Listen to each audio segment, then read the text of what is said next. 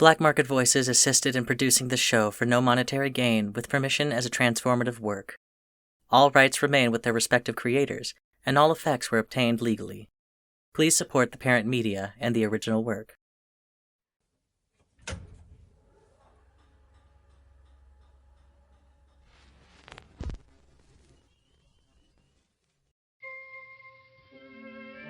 I can't forget the night I met you. Cloud City by SSJ Trinity. Read by Charliegolightly. But I call it love. You made a promise Chapter 1. to be faithful by all the stars. The sun never rises in Cloud City. Arthur supposes it must have, once, just practically speaking, but not in his lifetime. He stares at the city from his 40th floor office, pondering the darkened windows, the distant clouds, the foolish bargains and the dire deals. Its all rounded tower tops and gleaming angles, bronze both real and fake, clearly once intended to shine in the sun. It sure as hell won't shine now. Arthur knows the truth of it, anyway. It's secretly gross inside. Slimy, where unseen. Like him. The lack of sun keeps it palatable, he thinks. He wouldn't know what to do with that much light burning down on everybody and revealing everything. Are you ready, Arthur? Ready as I'll ever be, says Arthur, and straightens his tie. Wonder what they found this time. Whatever it is, I expect it to be connected. Not this again. Your pet theory. Murder, hijacked. You still haven't explained that. I'm hoping I don't have to. I'm hoping I'm wrong. You? Hoping you're wrong? Arthur says, and dons his fedora. That's new? Must be my birthday. I should go place a bet on the ponies after Yang finishes beating us up. Very funny. Protections check, Arthur. You're not ripe enough to harvest just yet. Arthur checks himself quickly and expertly, touching his rings, pinching, and wincing at the onyx taper that sits, sharp and unpleasant, in his earlobe. Even the sprig of rosemary hidden inside his lapel is secure. Am I acceptable? No, but it'll do. Funny. Arthur checks his gun. Each bullet chamber tingles as it should, and he clicks the cylinder back into place and tucks the gun in its holster. So, what'll be Yang's excuse today, you think? Something inane and personal. I don't trust him, Arthur. He either wants to fuck me or kill me, Arthur says, and reaches for the door. Probably the latter. No. He wants something else. Right. He's always grabbing and searching me because he wants to take me to the opera. I guarantee you that is not what he wants either. Arthur rolls his eyes. Sure. Whatever his deal is, we'll charge through it. Head first, as always. Hastur, really. Is there any other way to be? Arthur says, and closes the door. Behind him, it automatically locks, and the low rumble of the usual wards marks the place secure.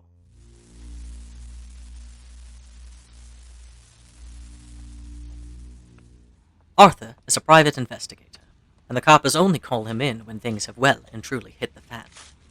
Of late, even with help from the witches, there have been a lot of messy fans. There are a lot of murders in Cloud City these days. Arthur even has to take fewer private clients, with as much as the coppers need him. It was getting so a guy couldn't get a cup of coffee without risking his life. It was still better here than any other city Arthur had ever heard of, protected as it was by the witches, and certainly better than the surrounding, endless wastes. Arthur wants to see the world, and always has, but he can't risk letting his daughter's murderer off the hook, and Hastur has at least learned that the killer is still here somewhere. So, Arthur will never leave, deadly coffee runs or no. The fact is that the coppers need him. With his weird summon, Arthur is the best. They know it. He knows it. Nobody enjoys the situation much. The street is cordoned off. Police and murmurs, flashing lights scaring away the gawkers. Yang waits by the entrance to the murder scene, surrounded by yellow tape and wearing a scowl fit for a dethroned king. Arthur and Yang do not get along. Yang acts as though Arthur is responsible for all the woes in the world, and that plays out in frequent searches, bullying, and invasive questions. So weird, that guy. On paper, Arthur would have thought they'd get along. Both of them had been orphaned after Dagon's mass summon wrecked half the town. Both of them had clawed their way up from nothing to a life and a reputation. Both had lousy luck with love, too. He'd heard Yang's last lover had been found down by the docks, missing his head, and filled with squirming things no one could name. Well, Arthur's last lover had died alone from a bullet wound to the gut, so... Protections of no. Cloud City isn't kind to its people, innocent or not. The second Arthur comes near, Yang zeroes in. "You took your time," he snaps. "No more than usual," Arthur replies. "Wouldn't want to step all over your precious toes, anyway." "Shut your yap and put on your eyes. We need you." Yang turns on his heel and marches through the door like an honor guard who hates the honor. "He didn't even search us. Must be bad today," I don't trust that man. says Hastur. "He's just an ass. You know that." He's obsessed with you. He manages to be at every damn crime scene they call you to. "He's a police detective, Hastur. That's literally what puts cheese on his table." Don't turn your back. "So you've said, the past 5 years, friend. And yet, nothing has happened." It will. "Sure." Arthur takes a breath. Huh. "Ready?" You could put it off until we're inside. I wouldn't want to use you up too fast tonight. "No, I can't risk missing anything. Do it." As you wish. And then that familiar pain, the burning power of sharing his nerves, and his brain and his eyes. And it's always too much. Always so much. And he stands still, and breathes steadily, and waits for the worst of it to pass. In the beginning, he'd lose precious minutes after Hastur gave him sight. But these days, he manages to keep his head on straight. Now Arthur sees what's real. This is not like humans see. This is Hastur's sight, and nothing is hidden. With his own eyes, these walls are drear and the shadows thick, and he'd be lucky to spot so much as a paint-splattered footprint in the mess of ichor and rain and spilled, dead magic, clumsily dropped by incautious contractors. With Hastur's sight, Arthur sees every lingering breath of every fucking thing that ever walked the street. He sees echoes of bodies past, of souls that once floated through, currents on the wind of powers and wills and wishes, hints of the dark things wrought here by begging and blood. He sees the bugs, too, the weird smudges of rot, the strangeness of old and putrid flesh scraped along surfaces. It's been like that a lot lately. He crushes an insect near his foot. Then he sees the more recent passage of something strange, and without blinking, he follows that inside, rather than following Yang.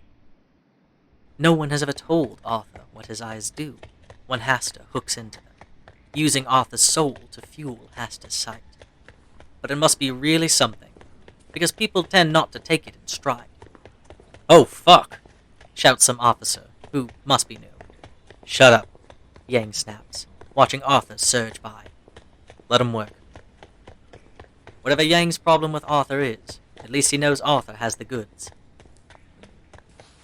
Arthur focuses. He has limited time to use this. His soul is still strong, still there, complete, quite solid. But it is also mortal, and Hastur's gift carries a cost. He follows the trail that caught him outside. Not footprints, exactly, but a sort of repeated smear, like a bleeding body lifted and dropped repeatedly along the ground. He walks past the corpse they called him in to see, aware of it, yes, but compartmentalized until later, when he can deal with it, and down a hall. A locked door is in the way. He kicks. Right before his foot connects, a little zip of power races down his spine and through his leg, a minor magic of strength and force. The door smashes open, banging against the inner wall. Taking me for granted, Arthur? Hastur sounds amused. Just getting where I've got to go, friend, says Arthur, already halfway down the hall. His vision is still steady, still Hastur's, still perfect. Gods, he loves this. Wishes he could see like this all the time. It's not possible, of course. Leaving this on would kill him in a couple of days. But if he could, he would. The trail leads him through a maze of rooms, past damp places where pipes burst long ago during the reclamation. And then it leads him down, past the deeper tunnels, where police will not go, where people somehow lived in hiding before the reclamation freed everyone from the fire of why. Past the ruined sewers, which work in mysterious ways, and into which no one with a working brain would dive. Past sparking, exploded outlets where surges of electricity and magic grapple for shared space. Arthur is in witch territory now. The smears lead past vats of glowing things, floating pieces of summons, all that remain after their contracts failed. Past the quiet, still rooms where wraiths are bound, unable to simply flood the streets outside and cause havoc. And past... there are bugs. So many bugs. Gross ones, wriggling ones, worms and fetid things. They fall from the ceiling and slick up the walls, sounding vaguely like stirred pasta. And Arthur's stomach turns as he hunches his shoulders and secures his hat, and somehow keeps going. Careful, Arthur, Says Hastur, who cares because Arthur isn't ready to harvest, and their contract has not yet been fulfilled. I know, Arthur mutters, unafraid because he has Hastur, following the glowing, splattered smears at a run, which is why he damn near trips on the second body before he sees it. Even dead bodies have energy, drifting and unraveling wisps of things that used to be life. But this body has none. Even with Hastur's sight, it barely registers. Arthur gasps, unable to stop his forward momentum. Yang is right behind him, and grabs his shoulders to pull him away before he can trip on the damn thing. Fucking hell! A body? Yang shouts. A bug skitters over Arthur's shoe, and he kicks it off. He stares at the body, and tries to shrug off Yang's grip. John, what the fuck? He says, using the pseudonym because summon names were sacrosanct. it's been supernaturally rotted. This corpse is hours old, yet it evinces decades of moldering. A pause. I've never seen this before. And that, from a being older than the universe, is a worrying sentence. Well, shit, says Arthur, as Yang yanks him away. Arthur has to maintain Hastur's sight much longer than is safe. His sprig of rosemary already went up in a little scented puff of warning. He's long past the halfway mark of safely channeling Hastur's power. Unfortunately, he can't turn it off. The coppers can't see what he does, and they're freaked out. All over the place, staggered, stunned, spooked, and almost useless, because nobody comes down here below the corpse tunnels, past where humans used to live, and now nothing does. The witch they brought in to help is grim. She shares no opinion, avoids Arthur entirely, but they nearly always do, and mixes the witch paint they'll need to use so that the coppers can see the clues, too. But how did the body get down here? Yang keeps demanding. The path Arthur picked clearly hadn't been used before he came through, busting doors and taking names. Except it had. Somehow. And whoever used it had left quite a trail behind. Arthur's eyes hurt, and his head hurt, and he can't stop yet. John says that stuff is ethereal hemolymph. Basically, whatever souls lose when they bleed. Yang is fucking pale. Souls don't bleed. John says they do when the damage is bad enough. Yang shakes his head, informs Arthur he loves his mother in a carnal fashion, and stomps off to oversee clue gathering. The essence of Yang, his soul, his anger, his history, his thoughts, streams behind him like smoke and water, colorful and smeared. Arthur feels like that essence is all over him at this point. A bug crawls near his shoe, and he squashes it. Arthur's eyes ache. They throb with his heart, and he sees so much, too much, every much, and his head feels like it's tearing. John, I can't do this much longer. Almost there, Arthur. You can take it. Hastur purrs, talking like that, as if Arthur's pain through Hastur's power is such a lovely thing. Nothing like a reminder I've made a deal with the devil, Arthur thinks, but steels himself to continue. It's not like he deserves any better. It's not like he's even going to fight when it comes time for harvest. "Help," says one of the coppers, who can't figure out just where to put the witch paint down. Arthur has to show them. He has to lead them to every single spot. Has to demonstrate every splatter, describe every splash. The witch paint reacts immediately against these smears only he can see, flaring nightmare green and visible to all. He's almost done when they have a terrible surprise. Whatever those stains do when exposed with paint is too much for the witch who made it. Out of nowhere, she screams. Arthur spins. Through Hastur's sight, he sees it's something green, all over her, through her, wrapping around like sentient smoke, if smoke could be foul. He takes a step toward her, then she falls, limp, with blood streaming from her eyes. "Fuck me," he says, and nearly backs up against the wall before remembering it's covered in bugs. Witches are powerful, far more powerful than anyone else in the city. That shouldn't have happened. They need a stronger witch, says Hastur, as though this was nothing. "Fuck," says Arthur again. Yang is yelling, and everyone is scrambling, because now it's a problem. Arthur's headache is worse. "You could have fucking warned her," says Yang, as though he did it on purpose. "I didn't know that would happen," Arthur snaps, which is fair. Hastur is so unlike any other summon that Arthur's scale for powerful is skewed. It's never happened before. "Well, it happened this time. It's practically fucking assault," Yang says. And then a horrible thing happens. One of Arthur's rings cracks, pops, and falls off his hand. He gasps, staring at the pieces. That means he's hit his limit. That means they've used so much of Hastur's magic today that his body can take no more without harm. The ring just took the excess, barely channeling it away. "John!" You've done enough. Hastur soothes. Let it go.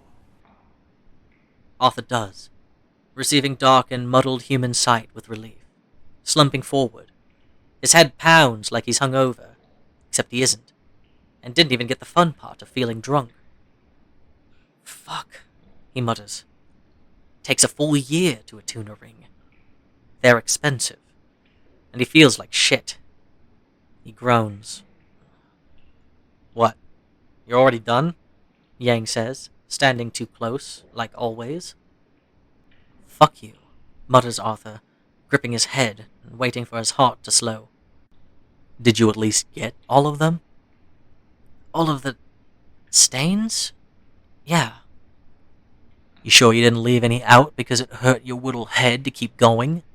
Yang says. Arthur hisses through his teeth. Arthur, he's just pushing your buttons. He wants something from you. Let it go. "We'll see what Asenath thinks when she gets here," says Yang. "I am taking her recommendation.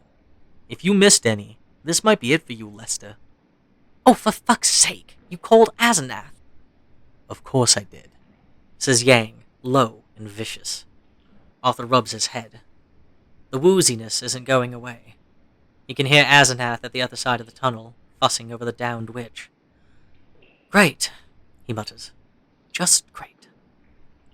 It's going to be fine. She knows you didn't do anything wrong. John, she fucking hates me, Arthur says. Can't blame her, says Yang, standing way too close. His head throbs. Yeah.